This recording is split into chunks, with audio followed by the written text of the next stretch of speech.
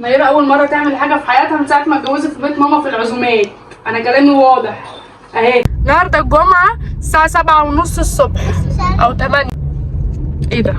ايش الصوت؟ صباح الخير وصباح الفل وجمعه مباركه علينا وعليكم. وقبه بقى ويلا بقى وخمسه قبه بام طخ ربيه وعلى راي ميكي. ابني متربي مش بيقول اي الفاظ خارجه. عاملين ايه بقى؟ جمعه. انت فين يا لولي؟ تعالي ورينا التسريحه القمر. مباركه عليكم يا رب ومباركه علينا كلنا. الشوارع فاضيه وجميله. النهارده الجمعه الساعه 7:30 الصبح او 8 مش متاكده يعني. بصوا قربي يا لولي. شيخ حسين تعالي صوري ونرجع تاني. انا جات لك. بصوا شعري لولا وجميل شعري لولا.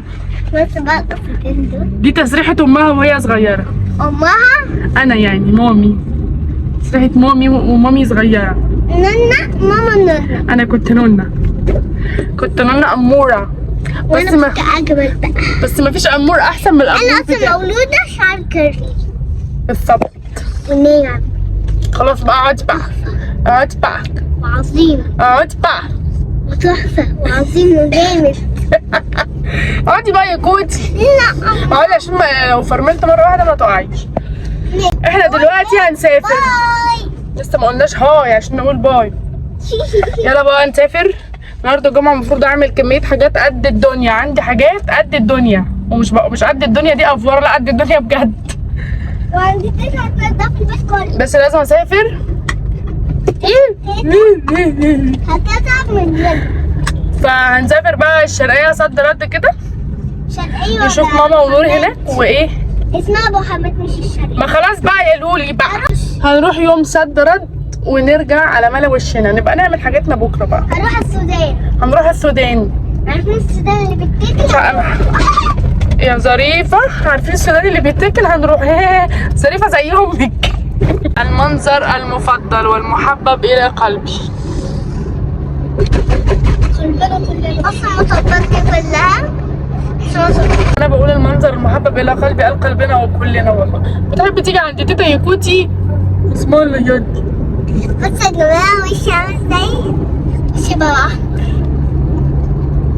حمص. يا بلدنا يا حلوة بالناس الحلوة والناس الحلوة الناس الحلوة في يا تيتا. في بلدنا كتير. هي تيتا فعلا. عارفة يا ميكي؟ المانجا وشامم ريحتها دلوقتي. شامم ريحة المانجا. خلاص بقى كل سنة وانت طيب. المانجا خلصت من الشجر لسه يعني. مانجا في اسماعيلية لكن في الشرقية شطبة. انت نسيتي اللي كانت شايلانا 3 كيلو؟ سايبه لنا 3 كيلو مانجا. ما جابته لنا البيت وكلناه. لا جابته ماما. والله جابته وكلتيه.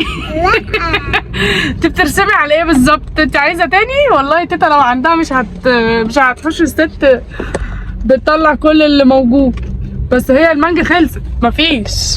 بس ممكن تكون تيتا حوشت ونسيت تقول لنا. حوشت؟ حوشت فين؟ حوشت مانجو. حوشت مانجو؟ عشان خالك كان حوش في الفريزر. في الفريزر. يا لقمه حاطين عينيكم على خزين امي بتاع المانجا اللي في الفريزر. ده عصير السنه كلها. محدش هياكل مانجا في الفريزر. لا ايه؟ زي مانجا هتخلص لك في يوم يا حبيبي. طب على الله حد يمد ايده على فريزر تيتا. يا تيتا الحقي في خطه جايه لك في الطريق. استنى اوريكم المنظر اللي انا شايفاه. بصوا هذا هو ذوقي. هذا هو ذوقي وبلدي المفضل. حسبي يا بنت انا سايقه. بلدي يا بلدي وانا نفسي اروح بلدي.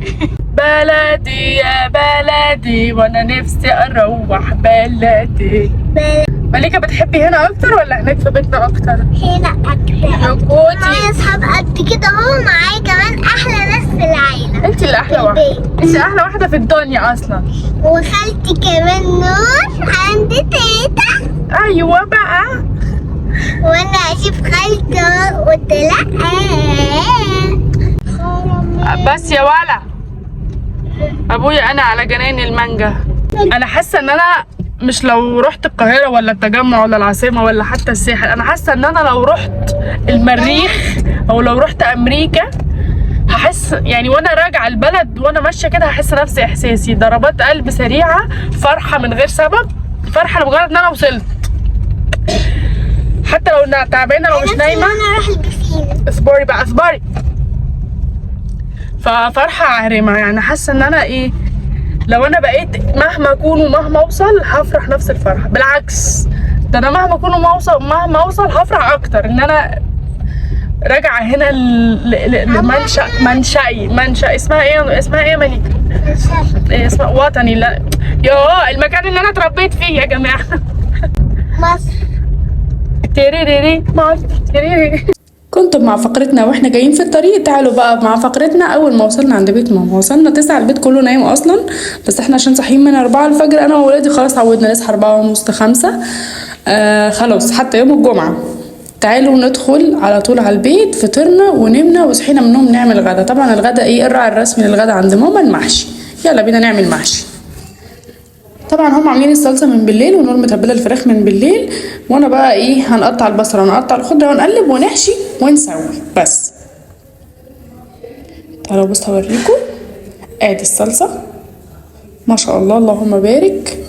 ربنا يجعل البيت دايما عامر يا رب، اللهم امين يا رب. وادي الفراخ، دول فرختين وفي فرخه ثالثه ايه هنشويها في صينيه، يعني دول شوربه والفرخه الثالثه هنشويها في صينيه، عشان في ناس عايزه فراخ في صينيه وفي ناس عايزاها ايه في شوربه عادي. ايوه وديني يا ابني كده عند الكادر اللي هناك ده، ما ده جه قبل كده. دي نور اللي بتصور يا جماعه. الراعي الرسمي النهارده للاخراج والتصوير والتوزيع ونص العمايل نور النهارده كفت ووفت. بصوا الست تعبانه على الاخر. عايزه اقول لكم بقى اكمل حته ان انا ايه، مهما رحت ولفيت وجيت او وانا داخله البلد، المكان اي حد مكان اتولد واتربى فيه وكان ليه ذكريات حلوه فيه، فرحه قلبه وفرحه عمره وهو داخل المكان ده. فانا بحب المكان، بحب الطريق اللي فيه مدرستي، بحب الطريق اللي انا قعدت فيه انا وصحابي، بحب الشوارع اللي فيها بيوت صحابي لما بعدي عليها بفتكر كل ذكرياتنا. يعني الحمد لله يا رب كانت ايام جميله الحمد لله. هنقطع بقى الخضرة. دي نور بتقطع الخضرة وعملت الفراخ وصورت، لا كفت ووفت بصراحة.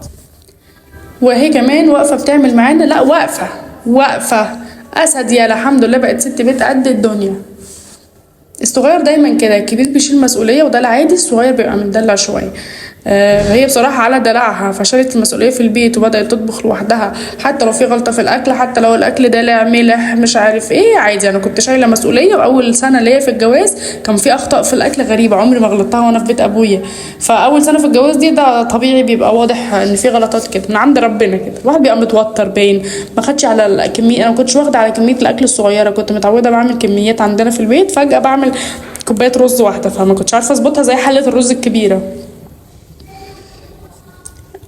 عايزه اقول ان انا جايه يوم صد رد عند اهلي، بس والله العظيم احلى يوم. انا هتعب جسديا بس انا مرتاحه نفسيا بجد، وحشوني، كان لازم اجي نقعد مع بعض اليوم ده يعني. وطبعا كنا حبايبنا موجودين، حبايبنا دول خالة مامتي احب ناس على قلبي، على قلوب العيله كلها مش قلبي بس انا هتكلم على مستوى الشخصي انا، يعني كلمتي انا او مستواي الشخصي. دول انا متربيه معاهم في البيت وهم متربيين عندنا في البيت واحنا اخوات. يعني ابن خال ماما الصغير ده اخويا، اخواته الكبير بقول له يا خالو، الصغيرين عادي باساميهم، الكبار بقول لهم يا خالو.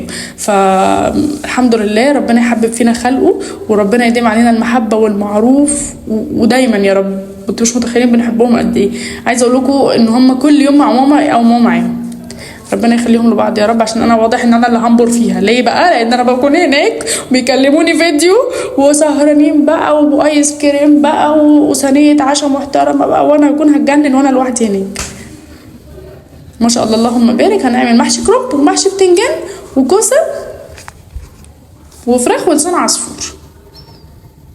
ده عموما يعني لو عملنا اي حاجه جنب الاكل ده مش بتتاكل، يعني ما بنفضلش عند ماما ان احنا ناكل ايه، ان انا اعمل صينيه. يعني انا عندي في البيت ممكن اقلل محشي واعمل مثلا صينيه بشاميل، لكن ماما لا، هم هنا بيحبوا المحشي. وعلى فكره برضه انا هنا بحس المحشي العامل الرئيسي، سيد القوم في الاكل، سيد الاكل كله. فهنا في تقديس للمحشي بطريقه مرعبه. وماما مكتره بزياده عشاني، عشان انا مش بعمل محشي كتير في بيتي، فلما بكون جايه بتروح عامله لي كل الانواع. ربنا يخليها ليا يا رب، ست الكل. قلب قلب قلب. في الاخر نقلته في الصينيه الكبيره بتاعه العشاء، عشان ما شاء الله كان كتير، اللهم بارك. نقلناه في الصينيه الكبيره وقعدنا نحشي. معرفتش اصور المحشي، كنا 1 2 انا وماما او منصور وعلي 4 بنعمل محشي، فكانش ينفع اي تصوير خالص، لان في ناس مش بتطلع في الفيديوهات احتراما لخصوصيه الناس. يلا بس حشينا. بصوا كنتش قادره اشيل، مش قادره. ما شاء الله ما شاء الله اللهم بارك. بصوا الست هانم نور، ست الستات يا بت، الله اكبر عليكي ياضي كبرتي ياضي كبرتي. الفراخ اللي هتتشوح فوق، احنا على فكره بنشوح الفراخ يعني ما بنحطش ميه تتبيلتها، وبننقعها فيها من بالليل او مثلا قبل الاكل بساعه ب4 ساعات. وانا لو مستعجله مش بنقعها، بس طبعا كل ما تتنقع اكتر كل ما تبقى حلوه. هنحط حطت الفراخ وسابتهم على نار عاليه لحد ما ينزلوا ميتهم، ونقلبهم ياخدوا الصدمه، بعد كده نوطي يستوي على اقل من مهلهم. دي الصينيه تتبيلتها برضو هي تتبيله الفراخ المشويه، التتبيله العاديه، حبهان ومستكه وقرنفل وقوطه وليمونه وبصله وملح وفلفل اسود وكمون، بس تقريبا معلقتين زيت كده. هتديهم فوره فوق على النار وتنزلهم الفرن بس. الله ينور عليك يا ست نور. انتي تيجي تقعدي معايا يومين في الاسبوع، تعملي لي اكل الاسبوع وتمشي. يا ريت ينفع والله. اتخيلت الموقف فرحت قوي. بصوا اهي الفراخ بتغلي كويس ونزلت ميتها. في الوقت ده بنوطي كويس جدا ونسيبها لحد ما تستوي. طيب ماما عندها بقى عاده في البتنجان والكوسه. انا بصراحه لما اتجوزت بطلت العاده دي عشان بتبهدل ايدي زيت، ودي كانت مشكلتي في الحياه، مشاكلي وخناقاتي كلها مع ماما قبل الجواز. ايدي بتتبهدل زيت وانا ايدي حساسه وبتبقع. ماما طبعا ما كانتش بتعتمد الكلام ده. يعني ايه ايدك حساسه وبتبقع؟ في اعملي يا ماما، مش هينفع اروح الجامعه وانا ايدي مطرطشه زيت. الست الشاطره على علامه ايديها دي تدل على الشطاره. لا يا ماما، على فكره بقى الست الشاطره ايديها ما بتبقى بتعمل كل الاكل، وده ما بتتحمرش زيت، ما بتبقاش مبقع زيت. يلا بقى. بس النور لحد النهارده بتحب تعمل الحركه دي، انا ما بعملهاش. بنشوح، وكمان على فكره احنا بنديله تقليب، يعني زيت سخن، شويه زيت صغيرين، وبنحطه 3 ثواني ونقلبه على الوش التاني. ده طبعا بيخليه زي الزبده. كلمه زبده قليله عليه في الاكل، بس انا كأمنية مستحيل اعمل الحركه دي في بيتي. اعملها في حاله ان ماما هي اللي هتتغدى عندي، وهي انا ببقى عامله الاكل كله، بوقفها هي تشوح البتنجان. ولو هي جايه متاخره في مشوار مثلا، مش جايه لي مخصوص في مشوار وهتعدي عليا وانا خلصت الاكل، ما بشوحوش وبجبرها تاكله كده، بتبقى متضايقه وهي بتاكله. لا ماما اعملي في بيتك، انا مش عارفه اشوح، انا ايدي هتتطرطش وتتبهدل. الكوسه بنزودها سنه واحده على النار عن البتنجان، وايه عبيله واديله في الحله. نور برضو هتعبي وترص في الحله، اسم الله عليها ست الكل. طبعا هي بتعمل كل ده اصلا في بيتها واحنا بنشوفه في الفيديوهات، بس احنا مش بنشوفها في الحقيقه، فعشان كده مبهورين بيها كلنا. ايوه يا ستي، ايوه اديله ادي. طيب انا بقى جيت المرقه، خفت الشوربه ما تكفيش ال3 حلال محشي، ما شاء الله اللهم بارك. انا هنا كنت هنتحر بالمسدس بتاع البوتاجاز. فانا عملت ايه؟ ولعت على الشوربه وحطيت فيها مكعبين مرقه دجاج. ماما ما بتستخدمش مرقه دجاج في اي حاجه في حياتها خالص عشان هي مش صحيه، بس انا لما بروح بستخدمها احيانا في الملوخيه بس، ومش دايما بحطها على الشوربه يعني، بس هي مخليه طعم الشوربه جميل. حطيت مكعبين وزودت شويه ميه عشان اتاكد ان الشوربه هتكفي كل المحشي. بس بقول لكم ايه، فيديو النهارده طبخ. اقول لكم على الخلطه بتاعت ماما، تقريبا دي اللي سمر بتعملها زيها تقريبا، مش فاكره. سمر وميادة بيعملوها زي ماما. بتحطي الصلصه لوحدها بزيت، وبعد كده بتحطي عليها الرز، وبعد كده تحطي البصل ني وتقلبيهم تشوحي لحد ما تحسي ان الرز اتشرب من الصلصه وبقى بيلمع كده ومفلفل. وبعد كده ايه بقى؟ تحطي عليه الخضره. قلبي يا ست الكل، وكلي خلطه ماما، احلى خلطه في الدنيا. تعالوا ندوق الايه، الشوربه بتاعت نور. شوربتي تحفه، تتبيلتي، فراخي، اول مره تعمل حاجه في حياتها من ساعه ما اتجوزت في بيت ماما في العزومات. انا كلامي واضح اهي ورا الكاميرا. لو هي معترضه او عملت غير كده كان زمانها طلعت فوش. في العزومات دايره فين؟ دايره بتختفي، الارض بتتشق وتبلع. منضفه لهم الفراخ وعامله لهم التتبيله من بالليل. الست بنت دلوقتي اقدر اقول ان اختي بقت ست. وانا اللي محمره البتنجان والكوسه وحطاهم في الحله. انتوا عارفين انا ليه بدوق 5 مرات؟ عشان اول مره مش ما بستوعب. بتفهمهاش. تاني مره برضه مش بستوعب. هي الخامسه بتفهمها. وممكن اصلا تبقى غلط برضه في الاخر. ممكن انا اروح مش هينفع نقول، كله عارف اصلا. العيله بس عارفه، المتابعين لسه ما عرفوش. مش غرب دي. ما هي دي مش تخن على فكره. ايه؟ مش تخنين. دول؟ اه مش تخنين ازاي؟ انت اصلا انت ماسكه الجلافز. ما انا عشان اشيل دي. اهي الفوطه اهي. دي؟ لا التانية الخضرا دي. تسمع ماما. هتشيل عادي. ماشي بسم الله الرحمن الرحيم. حسبي الحله التانية هتقع. بسم الله الرحمن الرحيم. انت مش محتاجه دي صح؟ مستنيك تشيلي اصلا. طب حطيها الناحيه التانية عشان المعالق. حطيها جوه كده. بس هنا دلوقتي لحد ما انظم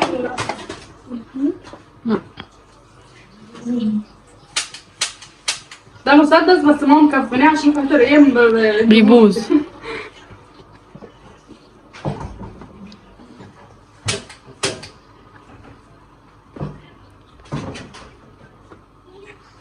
والله يا بنتي امنيه عليا راسك بتنجان وكوسه. قول الله. بس ده الباقي يعني اتحط فوق وخلاص. شايفه الحته دي؟ لا شدي بقى عشان هي سخنه من هنا.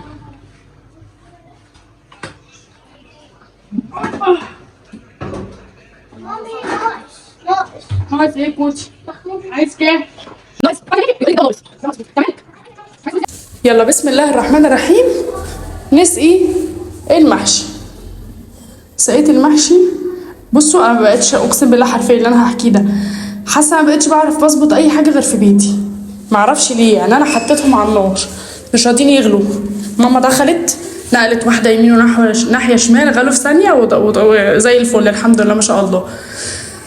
طبعا عشان ما غلوش سمعنا كلمتين حلوين من الست الوالده.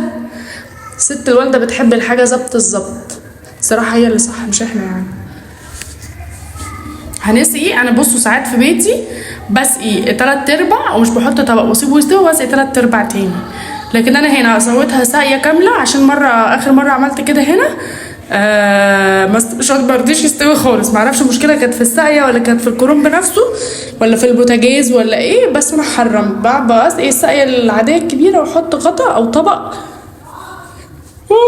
سوري واسيبه بقى على بركه الله. بصوا نور حمرت وحطت فحمه. الله يامي يامي. عايزه اقول لكم انا بسجل فيديو وهم غارفين الاكل، صورت الاكل وهم غارفين، هحطه يتحمل وهاكل، فانتوا بتشوفوا الفيديو ده واحنا بنشرب الشاي بعد الاكل. بألف هنا وشفا طبعا علينا كلنا. بتنجان زي الزبده، المحشي زي القمر. تعالوا كلوا معانا. طبخين ايه النهارده بقى؟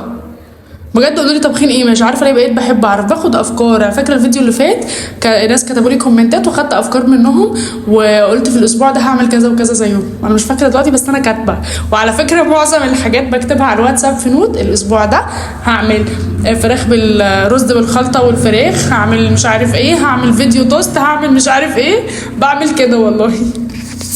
وماله مش عيب، تنظيم الوقت اهم من الوقت نفسه. يلا المهم الفيديو يكون عجبكم، شيروا الفيديو كتير، ما تنسوش تعملوا لنا اشتراكات حلوه وتدعوا لنا دعوه حلوه، ويا رب تتلموا دايما مع كل حبايبكم، واشوفكم فيديو جديد. باي.